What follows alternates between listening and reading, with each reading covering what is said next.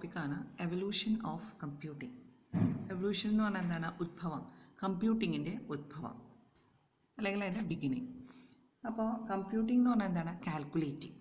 Calculating എന്ന് പറഞ്ഞിട്ടുണ്ടെങ്കിൽ computing എന്താണ്? Computing machines are used for processing, storing and displaying informations process ചെയ്യാനും store ചെയ്യാനും ഡിസ്പ്ലേ ചെയ്യാനും വേണ്ടി യൂസ് ചെയ്യുന്ന മെഷീൻസിനെയാണ് കമ്പ്യൂട്ടിംഗ് മെഷീൻസ് എന്ന് പറയുന്നത്. അതായത് കമ്പ്യൂട്ടിംഗ് പറഞ്ഞാൽ കാൽക്കുലേറ്റിംഗ് മെഷീൻസ് അല്ലെങ്കിൽ കമ്പ്യൂട്ട് ചെയ്യുന്ന മെഷീൻസ് എന്തിനാണ് യൂസ് ചെയ്യുന്നത്? ഡാറ്റ സ്റ്റോർ ചെയ്യാൻ, പ്രോസസ്സ് ചെയ്യാൻ, അതേപോലെ തന്നെ ഡാറ്റ എന്ത് ചെയ്യാൻ, ഡിസ്പ്ലേ ചെയ്യാനാണ് യൂസ് ചെയ്യുന്നത്. ഇത് എങ്ങനെയാണ് ചെയ്യുന്നത്? It is done according to the instructions given to it. അതിലേക്ക് കൊടുക്കുന്ന ഇൻസ്ട്രക്ഷൻസ് അനുസരിച്ചാണ് അത് ഡാറ്റ എന്ത് ചെയ്യുന്നത്? പ്രോസസ്സ് ചെയ്യുന്നത്, സ്റ്റോർ ചെയ്യുന്നത് ആൻഡ് ഡിസ്പ്ലേ ചെയ്യുന്നത്. അപ്പോൾ പണ്ട് നമ്മൾ എവല്യൂഷൻ ഓഫ് കമ്പ്യൂട്ടിംഗ് മെഷീൻസ് പഠിച്ചപ്പോൾ പറഞ്ഞിട്ടുണ്ടായിരുന്നു, ആദ്യം നമ്മൾ ഡെവലപ്പ് ചെയ്തത് യൂസിങ് കാൽക്കുലേറ്റർ, അബാക്കസ് മെഷീൻസ്, അവിടെ നമ്മൾ ജാക്കോസ് ലോമ, ലെബ്നിസ് കാൽക്കുലേറ്റർ, ഒരുപാട് ഡിവൈസസിനെ കുറിച്ച് നമ്മൾ പറഞ്ഞിരുന്നു അല്ലേ. അപ്പോൾ ഇനീഷ്യലി കമ്പ്യൂട്ടിംഗ് മെഷീൻസ് എന്തിനു വേണ്ടി മാത്രം യൂസ് ചെയ്തിരുന്നു? It works as A calculating machine. അതായത് ഒരൊറ്റ പർട്ടിക്കുലർ ടാസ്ക് മാത്രം പെർഫോം ചെയ്യാൻ വേണ്ടിയായിരുന്നു അത് യൂസ് ചെയ്തിരുന്നത്. ലേറ്റർ അത് എന്തിനു വേണ്ടി യൂസ് ചെയ്തു? മൾട്ടി പർപ്പസിന് വേണ്ടി അത് ഡെവലപ്പ് ചെയ്തു. നമ്മൾ പഠിച്ചുകൊണ്ടിരുന്നപ്പോൾ തന്നെ ഒരു എവല്യൂഷൻ ഓഫ് കമ്പ്യൂട്ടിംഗ് മെഷീൻസ് പറഞ്ഞപ്പോൾ തന്നെ നമ്മൾ പറഞ്ഞിരുന്നു ജോൺ വോൺ ന്യൂമാൻ്റെ മെഷീൻ. ആ മെഷീൻ്റെ പ്രത്യേകത എന്തായിരുന്നു എന്ന് വെച്ചിട്ടുണ്ടെങ്കിൽ, സ്റ്റോർഡ് പ്രോഗ്രാം കോൺസെപ്റ്റ് കൊണ്ടുവന്നത് ജോൺ വോൺ ന്യൂമാനാണ്. അതായത് ഡാറ്റ നമുക്ക് എന്ത് ചെയ്യാൻ പറ്റും? സ്റ്റോർ ചെയ്ത് ഫ്യൂച്ചറിലേക്ക് യൂസ് ചെയ്യാൻ പറ്റും. ഡാറ്റ സ്റ്റോർ ചെയ്ത് യൂസ് ചെയ്യാൻ പറ്റുന്നുള്ള കോൺസെപ്റ്റ് കൊണ്ടുവന്നത് നമ്മുടെ ജോൺ വോൺ ന്യൂമാൻ ആയിരുന്നു. അപ്പോൾ കമ്പ്യൂട്ടിംഗ് മെഷീൻസ് എന്ന് പറഞ്ഞാൽ ഇനീഷ്യലി ഒരു പർട്ടിക്കുലർ ടാസ്ക് അല്ലെങ്കിൽ ഒരു കാൽക്കുലേറ്റർ മാത്രമായിട്ടായിരുന്നു വർക്ക് ചെയ്തിരുന്നത്, ആ ഒരു പർട്ടിക്കുലർ ടാസ്ക് ചെയ്യാൻ വേണ്ടി മാത്രം. ലേറ്റർ എന്ത് ചെയ്തു? ജനറൽ ഇൻസ്ട്രക്ഷൻസ്, നമ്മൾ എന്ത് ഇൻസ്ട്രക്ഷൻസ് കൊടുക്കുന്നു അതനുസരിച്ച് പെർഫോം ചെയ്യാൻ വേണ്ടി കമ്പ്യൂട്ടിംഗ് ഡിവൈസസിനെ നമ്മൾ എന്ത് ചെയ്തു? ട്രെയിൻ ചെയ്തു.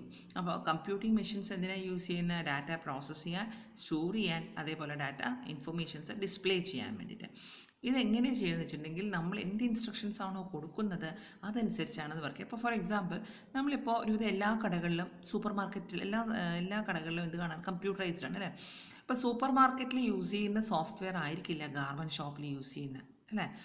അപ്പോൾ എങ്ങനെയാണോ നമ്മൾ ഇൻസ്ട്രക്ഷൻസ് കൊടുക്കുന്നത്, നമ്മൾ എങ്ങനെ അത് വർക്ക് ചെയ്യണം, അതിനാദ്യം നമ്മൾ സെറ്റ് ചെയ്ത് വെക്കും. ഈ ഇൻസ്ട്രക്ഷൻസ് കൊടുത്താൽ ഈ രീതിയിൽ വർക്ക് ചെയ്യണം, അതനുസരിച്ചാണ് അത് വർക്ക് ചെയ്യുന്നത്. അപ്പോൾ അതിനെയാണ് നമ്മൾ എന്തെന്ന് പറയുന്നത്? പ്രോഗ്രാം എന്ന് പറയുന്നത്. The set of detailed instructions given to a computer for executing a specific task. എന്തെങ്കിലും ഒരു ടാസ്ക് പെർഫോം ചെയ്യാൻ വേണ്ടി നമ്മൾ കൊടുക്കുന്ന സെറ്റ് ഓഫ് ഡീറ്റെയിൽഡ് ഇൻസ്ട്രക്ഷൻസിനെയാണ് പ്രോഗ്രാം എന്ന് പറയുന്നത്.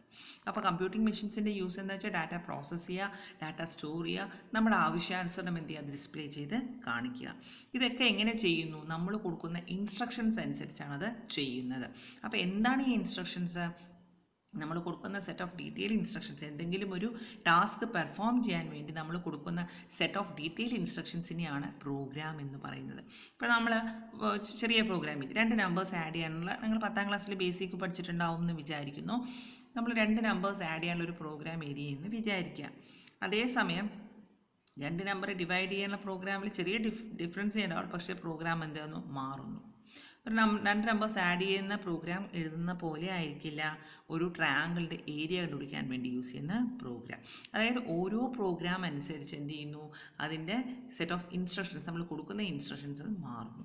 അപ്പോൾ നമ്മൾ എന്ത് ഇൻസ്ട്രക്ഷൻസ് ആണോ കൊടുക്കുന്നത് അതനുസരിച്ചാണ് അത് വർക്ക് ചെയ്യുന്നത്. അതിനെയാണ് പ്രോഗ്രാം എന്ന് പറയുന്നത്. The set of detail instructions given to a computer for executing or performing a specific, എന്തെങ്കിലും ഒരു ടാസ്ക് പെർഫോം ചെയ്യാൻ വേണ്ടി നമ്മൾ കൊടുക്കുന്ന സെറ്റ് ഓഫ് ഡീറ്റെയിൽ ഇൻസ്ട്രക്ഷൻസിനെയാണ് എന്തെന്ന് പറയുന്നത്? പ്രോഗ്രാം എന്ന് പറയുന്നത്. നമ്മൾ നേരത്തെ പറഞ്ഞിരുന്നു, നമ്മൾ ചാൾസ് ബാബേജിൻ്റെ ഡിഫറൻസ് എഞ്ചിനൊക്കെ പറഞ്ഞിരുന്നു, ആദ്യത്തെ പ്രോഗ്രാം റൈറ്റർ ആരായിരുന്നു? നമ്മുടെ അഗസ്റ്റ അഡ ലോറൻസ് എന്ന് പറയുന്ന ലേഡി ആയിരുന്നു ആദ്യത്തെ programmer. She was the first programmer. Augusta Ada Lawrence എന്ന് പറയുന്ന വേൾഡ്സ് ഫസ്റ്റ് പ്രോഗ്രാമറാണ് കേട്ടോ. അവരെയാണ് നമ്മൾ ഫസ്റ്റ് പ്രോഗ്രാം എന്ന് പറയുന്നത്. Next programming language. അപ്പോൾ നമ്മൾ പറഞ്ഞു നമ്മൾ പ്രോഗ്രാം എന്ന് പറഞ്ഞാൽ എന്താണ്, നമ്മൾ കൊടുക്കുന്ന സെറ്റ് ഓഫ് ഡീറ്റെയിൽ ഇൻസ്ട്രക്ഷൻസിനെയാണ് പ്രോഗ്രാം എന്ന് പറയുന്നത്. നമ്മൾ കൊടുക്കുന്ന ഇൻസ്ട്രക്ഷൻസ് അനുസരിച്ച് എന്ത് ചെയ്യുന്നു, കമ്പ്യൂട്ടർ അതിനനുസരിച്ചിട്ടുള്ള ഔട്ട്പുട്ട് തരും. നമ്മൾ കൊടുക്കുന്ന ഇൻപുട്ട് 2 നമ്പേഴ്സ് ആഡ് ചെയ്യാനുള്ള പ്രോഗ്രാമാണ് എഴുതിയെങ്കിൽ നമ്മൾ 2 നമ്പേഴ്സ് കൊടുത്തു കഴിഞ്ഞാൽ ഒരിക്കലും അത് സബ്ട്രാക്ട് ചെയ്യുന്നതോ മൾട്ടിപ്ലൈ ചെയ്യുന്നതിൻ്റെ റിസൾട്ട് അല്ല തരുന്നത്, അത് ആഡ് ചെയ്യുന്നതിൻ്റെ റിസൾട്ട് തന്നെയാണ് തരുന്നത്. അപ്പോൾ നമ്മൾ എങ്ങനെയാണോ കൊടുക്കുന്നത് അതിനനുസരിച്ചാണ് നമുക്ക് എന്ത് തരുന്നത്, റിസൾട്ട് തരുന്നത്. നെക്സ്റ്റ് ടോപ്പിക്കാണ് പ്രോഗ്രാമിംഗ് ലാംഗ്വേജസ്. പ്രോഗ്രാമിംഗ് ലാംഗ്വേജ് എന്ന് പറഞ്ഞാൽ it is an artificial language design to communicate instructions to a computer. കമ്പ്യൂട്ടറുമായിട്ട് കമ്മ്യൂണിക്കേറ്റ് ചെയ്യാൻ വേണ്ടി യൂസ് ചെയ്യുന്ന ഒരു ആർട്ടിഫിഷ്യൽ ലാംഗ്വേജിനെയാണ് നമ്മൾ എന്ത് പറയുന്നത്, programming language. It is an artificial language use to communicate with the computer. കമ്പ്യൂട്ടറുമായിട്ട് കമ്മ്യൂണിക്കേറ്റ് ചെയ്യാൻ വേണ്ടി യൂസ് ചെയ്യുന്ന ഒരു ആർട്ടിഫിഷ്യൽ ലാംഗ്വേജിനെയാണ് പ്രോഗ്രാമിംഗ് ലാംഗ്വേജ് എന്ന് പറയുന്നത്. നമ്മൾ ആദ്യം ഡെവലപ്പ് ചെയ്ത പ്രോഗ്രാമിംഗ് ലാംഗ്വേജ്, അതായത് കമ്പ്യൂട്ടറിന് മനസ്സിലാവുന്ന രീതിയിൽ നമ്മൾ ആദ്യം ഡെവലപ്പ് ചെയ്ത പ്രോഗ്രാമിംഗ് ലാംഗ്വേജാണ് മെഷീൻ ലാംഗ്വേജ് എന്ന് പറയുന്നത്.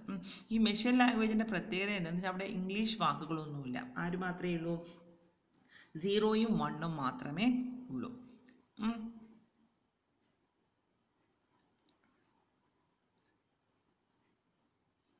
അവിടെ എന്ത് മാത്രമേ ഉള്ളൂ, 0യും 1ഉം മാത്രമേ ഉള്ളൂ. ആരില്ല, മെഷീൻ ലാംഗ്വേജിൽ.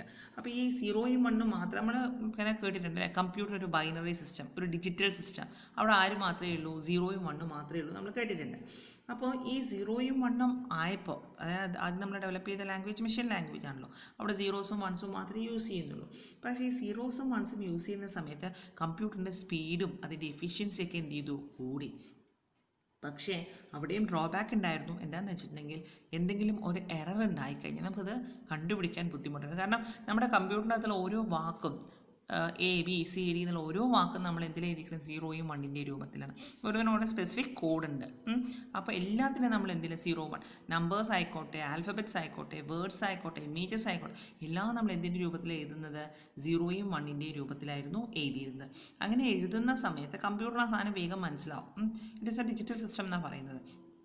0യും 1ലും കൂടെ മനസ്സിലാക്കിയ കാര്യം കമ്പ്യൂട്ടറിന് വേഗം മനസ്സിലാവും. ബട്ട് ഡിഫിക്കൽട്ടി ഈസ്, എവിടെയാണ് ഡിഫിക്കൽട്ടി, നമ്മുടെ ബുദ്ധിമുട്ട് എവിടെയാണ്, നമുക്ക് എന്തെങ്കിലും ഒരു എറർ ഉണ്ടായി കഴിഞ്ഞിട്ടുണ്ടെങ്കിൽ നമുക്കത് ട്രേസ് ഔട്ട് ചെയ്യാൻ ബുദ്ധിമുട്ടായിരുന്നു.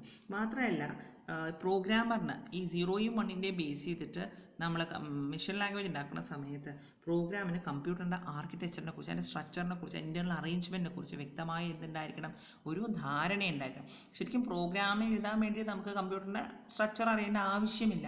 അതിൻ്റെ ഉള്ളിൽ എന്തൊക്കെ ഉണ്ട്, എത്ര ട്രാൻസിസ്റ്റേഴ്സ് ഉണ്ട്, എത്ര റെസിസ്റ്റേഴ്സ് ഉണ്ട്, അല്ലെങ്കിൽ എത്ര കപ്പാസിറ്റേഴ്സ് ഉണ്ട്, നമുക്കറിയേണ്ട ഒരു ആവശ്യമില്ല പ്രോഗ്രാം എഴുതാൻ വേണ്ടിയിട്ട്.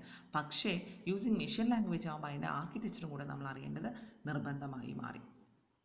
അപ്പോൾ ഈ പ്രോഗ്രാം ഈ ഡിഫിക്കൽറ്റി കൊണ്ട്, അതായത് എറർ കണ്ടുപിടിക്കാൻ ബുദ്ധിമുട്ടുള്ളത് കൊണ്ട് നമ്മൾ കണ്ടുപിടിച്ച ലാംഗ്വേജാണ് അസംബ്ലി ലാംഗ്വേജ് എന്ന് പറയും.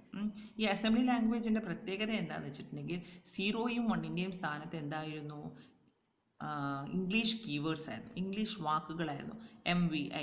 MIV എന്ന് പറഞ്ഞാൽ ഇമ്മീഡിയറ്റ്, MOV മൂവ്, അങ്ങനെ ഓരോന്നിനും ഓരോ കീവേഡുകളായിരുന്നു. ഇപ്പോൾ സ്റ്റാർട്ട് എന്ന് പറഞ്ഞാൽ STR, അങ്ങനെ ഓരോന്നിനും END. പ്രോഗ്രാമിൻ്റെ ഓരോ കീവേഡിനും എന്തുണ്ടായിരുന്നു, ഓരോ അക്ഷരത്തിനും അല്ലെങ്കിൽ ഓരോ 0യും 1ൻ്റെയും സ്ഥാനത്ത് അവിടെ നമുക്ക് ഇംഗ്ലീഷ് വാക്കുകളായിരുന്നു. അപ്പോൾ നമുക്കത് മനസ്സിലാക്കാൻ എളുപ്പമായിരുന്നു അല്ലേ. അതേപോലെ തന്നെ എറർ കണ്ടുപിടിക്കാനും എളുപ്പമായിരുന്നു. പക്ഷേ അവിടെയും ഒരു ഡ്രോബാക്ക് ഉണ്ടായി. എന്താണെന്ന് വെച്ചിട്ടുണ്ടെങ്കിൽ ഒരു മെഷീനിൽ ഉണ്ടാക്കിയ പ്രോഗ്രാമിംഗ് ലാംഗ്വേജ് മറ്റൊരു മെഷീനിലേക്ക് ട്രാൻസ്ഫർ ചെയ്യാൻ പറ്റുന്നതായിരുന്നില്ല. ഒരു മെഷീനിലെ പ്രോഗ്രാമിംഗ് ലാംഗ്വേജ് ആ മെഷീനിൽ മാത്രമേ യൂസ് ചെയ്യാൻ പറ്റിയിരുന്നുള്ളൂ. അതായിരുന്നു അവിടുത്തെ ഡ്രോബാക്ക്. അപ്പോൾ അതിൽ നിന്ന് നമ്മൾ കണ്ടെത്തിയ ലാംഗ്വേജാണ് എന്ത് ലാംഗ്വേജ്, അസംബ്ലി ലാംഗ്വേജ് എന്ന് നമ്മൾ ഹൈ ലെവലിലേക്ക് പോയി. അപ്പോൾ അസംബ്ലി ലാംഗ്വേജിൻ്റെ ഡ്രോബാക്ക് എന്താണ്, assembly language may writing programs ഈസിയാണ്, പ്രോഗ്രാം എഴുതാൻ എളുപ്പമായിരുന്നു. But it is specific to a given machine, ഒരു മെഷീന് മാത്രമേ അത് സ്പെസിഫിക് ആയിരുന്നുള്ളൂ. അതിൻ്റെ ഡ്രോബാക്ക് എന്താണെന്ന് വെച്ചിട്ടുണ്ടെങ്കിൽ ഇതിൽ എഴുതിയ പ്രോഗ്രാംസ് നമുക്ക് മറ്റൊരു മെഷീനിലേക്ക് ട്രാൻസ്ഫർ ചെയ്യാൻ പറ്റിയിരുന്നില്ല. അതുകൊണ്ടാണ് നമ്മൾ പുതിയ ലാംഗ്വേജ് കണ്ടെത്തിയത്, എന്താണ്, ഹൈ ലെവൽ ലാംഗ്വേജ് എന്ന് പറയുന്നു. ഇതെന്തായിരുന്നു, മെഷീൻ ഇൻഡിപെൻഡൻ്റ്, ഒരിക്കലും അത് മെഷീനെ ഡിപ്പെൻഡ് ചെയ്തിട്ടായിരുന്നില്ല. അവിടെ നമ്മൾ എന്താ യൂസ് ചെയ്തിരുന്നത്, ഇംഗ്ലീഷ് വേർഡുകളായിരുന്നു. ഇംഗ്ലീഷ് വേർഡ് എന്ന് പറഞ്ഞിട്ടുണ്ടെങ്കിൽ ഏതൊരു സാധാരണക്കാരനും, അതായത് പ്രോഗ്രാമിനെ കുറിച്ച് വലിയ ഐഡിയ ഒന്നും ഇല്ലാത്ത ആൾക്ക് പോലും നമുക്ക് എന്ത് എഴുതാൻ പറ്റും, കമ്പ്യൂട്ടറിൻ്റെ ആർക്കിടെക്ചറിനെ കുറിച്ച് വലിയ ഐഡിയ ഇല്ലാത്ത ആൾക്ക് പോലും എന്ത് ചെയ്താൻ പറ്റി, പ്രോഗ്രാം എഴുതാൻ പറ്റി. അതിന് ലാംഗ്വേജാണ് എന്ത് ലാംഗ്വേജ്, ഹൈ ലെവൽ ലാംഗ്വേജ്. അപ്പോൾ high level language SDAC was the first machine to use assembly language. Assembly language use ചെയ്യുന്ന ആദ്യത്തെ മെഷീനാണ് SDAC, electronic delay storage automatic calculator.